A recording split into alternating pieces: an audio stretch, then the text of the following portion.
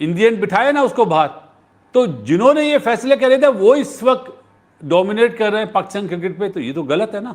उनके फैसलों की वजह से पाकिस्तान वर्ल्ड कप से बाहर हो जाता है। फिर वही लोग हैं दोनों, आकिब और अपना माइक हैसन।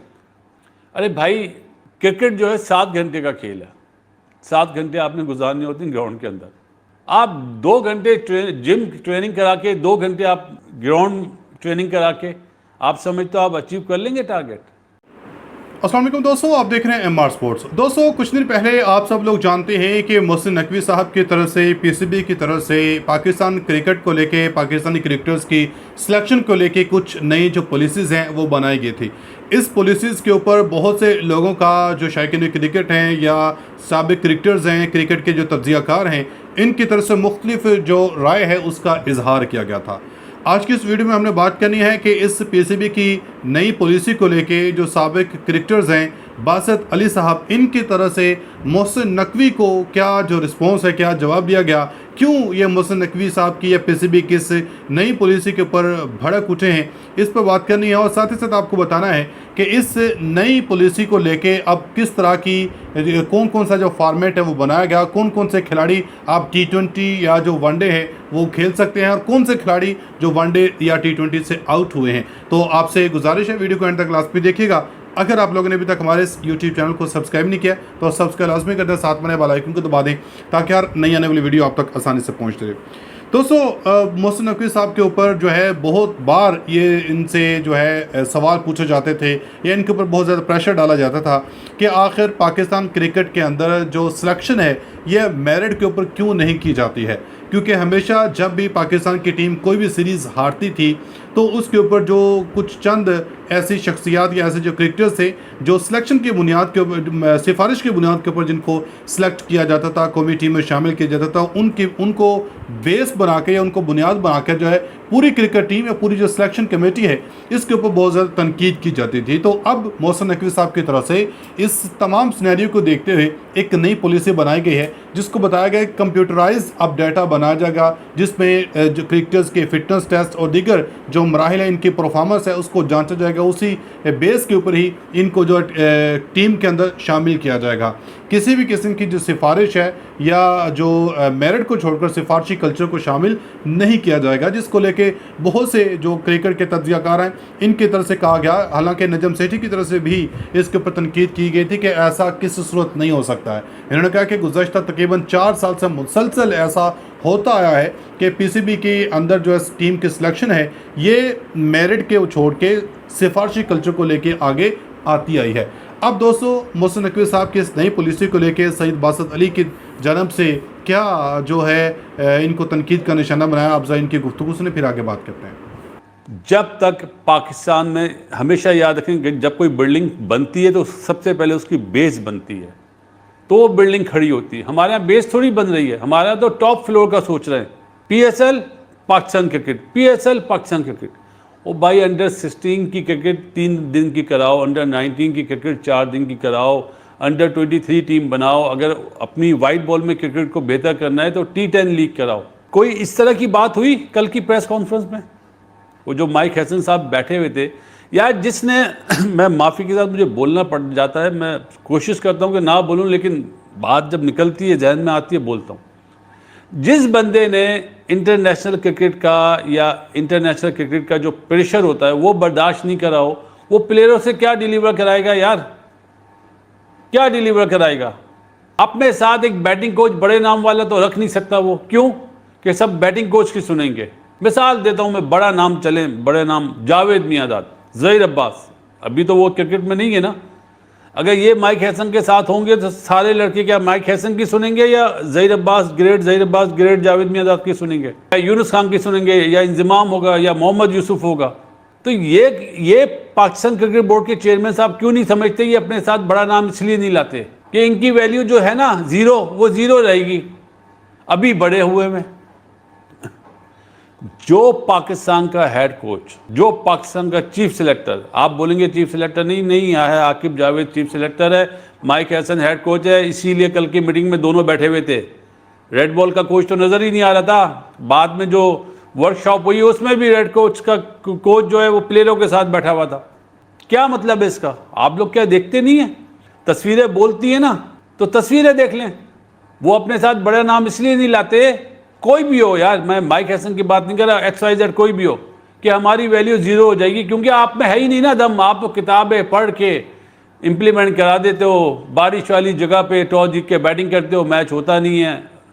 न्यूजीलैंड के अगेंस्ट वर्ल्ड कप की बात बोल रहा हूँ। ये हेड कोच की सोच होती है यार, उस पर आप लोग बोलते हो यार कि ये चीज़ें अच्छी कर रहे हैं।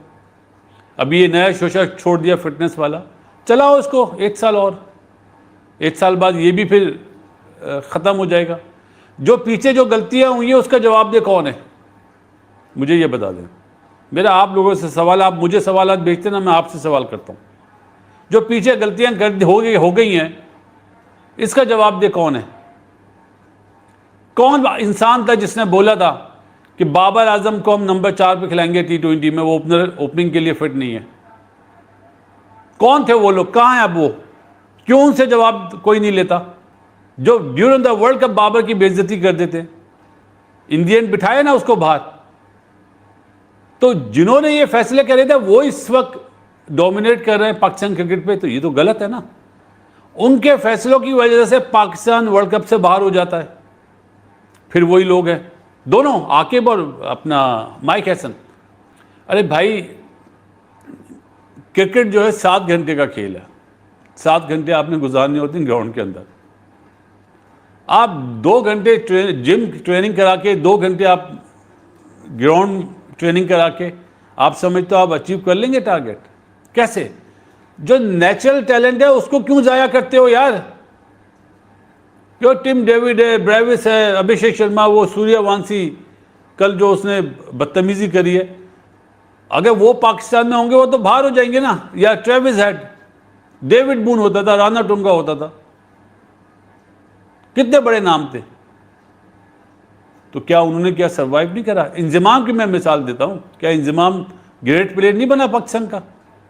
तो सबको एक ही पता हो क्या रहा है, नेशनल टैलेंट को भी ये एक ही लाइन में ला रहे हैं कि नहीं नहीं टैलेंट छोड़ो, हम इसको इस तरह बनाएंगे।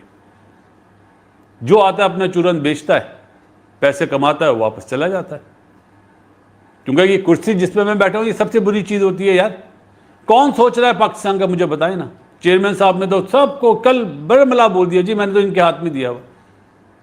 जिनके हाथ में दिया हुआ वही तो तबाही का जिम्मेदार हैं।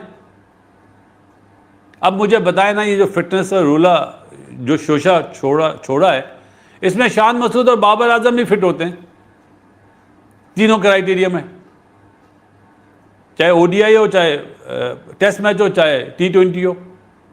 रिजवान पसंद नहीं है, वो नहीं आएगा।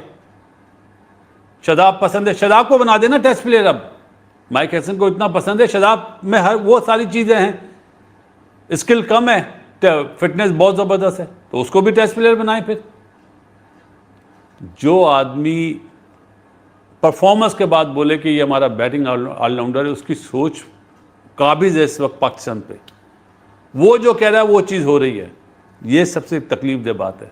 मैं माइक हैसन के खिलाफ नहीं हूँ यार, इन लोगों को बोलना बहुत अच्छा आता है। क्या बोलने से क्रिकेट होती है? क्या ग्राउंड में बोलने से आप परफॉर्मेंस कर लेते हो? आपका जो टैलेंट होता है वो 150 वाला बॉलर जब आता है ना, उसको किस तरह टैकल करना ये बता सकते हैं? इन्होंने तो कभी खेला नहीं होगा 150 का फास्ट बॉलर माइक हैसन साहब ने। किताबें पढ़ के क्या बता देंगे, हाँ इस टाइम पे ऐसे किताब खोली, इस टाइम पे ये करना है।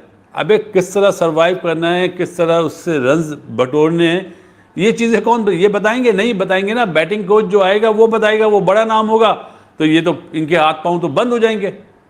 सारे प्लेयर उन्हीं की बात कर रहे होंगे कि यार चलो बाबर आजम को बना दो बैटिंग कोच। मैं एक बात बोलता हूँ इस टीम का, तो सारे लड़के बाबर आजम की बात सुनेंगे या माइक हैसन की बात सुनेंगे? यार वो हेड कोच बनाया जाता है पर जो बड़ा नाम होता है, जिसने डिलीवर करा होता है। इन्होंने क्या डिलीवर करा है यार? नए नए शोशे छोड़ देते हैं और आप लोग मानते हो कि अब क्रिकेट बेहतर हो जाएगी। नहीं होगी क्रिकेट बेहतर। ये जो आया ना अभी ये बेसिकली सेंट्रल कॉन्ट्रैक्ट के लिए मीटिंग हुई है यार। बाकी पसंद नापसंद कोई बोले कि नहीं होगी, मैं मान ही नहीं सकता। सिलेक्टर्स क्या अपनी पसंद की टीम नहीं बनाएंगे? अगर इतना ही दम है पाकिस्तान के ये हेड कोच साहब जो हैं माइक हसन और जो आकिब जावेद साहब हैं और जो डॉक्टर साहब हैं, जो भी फिटनेस रिपोर्ट आए ना मीडिया में डाल दें कि भाई ये है फिटनेस रिपोर्ट, उसके बाद हमने ये लड़का सिलेक्ट करा है। इनमें दम नहीं होगा कि ये मीडिया में डालें, क्योंकि इनकी दुकानें बंद हो जाएंगी ना। जी दोस्तों, आपने इनकी गुफ्तगू सुनी है। बेसिकली मैं आपको बताता हूं कि मोहसिन नकवी साहब की तरफ से जो है कौमी टीम के लिए एक नई पॉलिसीज़ बनाएंगे जिसमें इन्होंने सेंट्रल कॉन्ट्रैक्ट निज़ाम मुतारिफ करवाया है। इस नई पॉलिसी के तहत खिलाड़ियों के पुराने जो कैटेगरी सिस्टम है इसको A, B और C को ख़त्म करके अब इन्हें फॉर्मेट्स और कारकर्दगी की बुनियाद पर 4 मुख्तलिफ ट्रैक्स में तकसीम कर दिया गया है। ट्रैक A जो बनाया गया, ये ट्रैक सिर्फ रेड बॉल यानी कि टेस्ट क्रिकेट के माहिर खिलाड़ियों के लिए मखसूस किया गया है। इस कैंप में, इस ट्रैक में सिर्फ और सिर्फ जो टेस्ट के क्रिकेटर्स हैं वही इसमें शामिल होंगे। और इसी तरह ट्रैक बी बनाएगा। ट्रैक बी में वो खिलाड़ी शामिल होंगे जो वनडे, ODI और टेस्ट दोनों फॉर्मेट्स खेलते हैं। तो इसी तरह ट्रैक सी, ये ट्रैक खालिसन सिर्फ T20 फॉर्मेट के लिए खिलाड़ियों के लिए मुख्तस है। और ट्रैक डी, इसमें एकेडमी और डेवलपमेंट प्रोग्राम से वाबस्ता उभरते हुए नौजवान क्रिकेटर्स को रखा जाएगा। और इसी तरह दोस्तों नए कॉन्ट्रैक्ट के तहत तमाम जो खिलाड़ी हैं, तमाम खिलाड़ियों के लिए पाकिस्तान की डोमेस्टिक क्रिकेट में शिरकत सख्त शराइत के साथ लाजमी करार दी गई हैं। हर खिलाड़ी को अपने तकवीज़ करदा ट्रैक के मुताबिक मुल्क के फर्स्ट क्लास लिस्ट A और T20 मैचेस लाजमी खेलना होंगे। PCB ने खिलाड़ियों को डोमेस्टिक मैचेस खेलने की लाजमी तादाद से भी बाकायदा तौर पर आगाह कर दिया गया है। अब दोस्तों इस डोमेस्टिक क्रिकेट के पूरे निज़ाम को बेहतर बनाने और खिलाड़ियों की कारकर्दगी को जांचने के लिए अब डाटा एनालिसिस का इस्तेमाल किया जाएगा, यानी कि कंप्यूटराइज्ड डाटा बनाया जाएगा जिसके तहत ही अब इनकी जो परफॉर्मेंस है, इनकी जो फिटनेस है, टेस्ट हैं वो किए जाएंगे। PCB ने फैसला किया है कि हर ट्रैक में शामिल खिलाड़ियों की हतमी तादाद और कॉन्ट्रैक्ट्स की तफसीली मालूमात को पब्लिक यानी कि जो आम है वो नहीं किया जाएगा। बोर्ड का मौक़िफ़ है कि कैटेगरीज में तकसीम और खिलाड़ियों का इंतखाब खालिसन सिलेक्शन कमेटी का अंदरूनी और तकनीकी मामला है। अब देखना यह है कि दोस्तों इस नई पॉलिसीज़ के तहत ही पाकिस्तान क्रिकेट अब बेहतर परफॉर्म कर पाएगी या नहीं। आप भी अपनी राय का इज़हार कमेंट सेक्शन में दें। आप बताएं कि आपको क्या लगता है कि PCB की तरफ से जो नई पॉलिसीज़ बनाई गई हैं ये पॉलिसी ठीक हैं या कि नहीं। अब तक लेते हैं अपनी फीडबैक का इज़हार कमेंट सेक्शन में लाजमी दीजिएगा। मिलेंगे अगली वीडियो में, तब तक के लिए अल्लाह हाफ़िज़।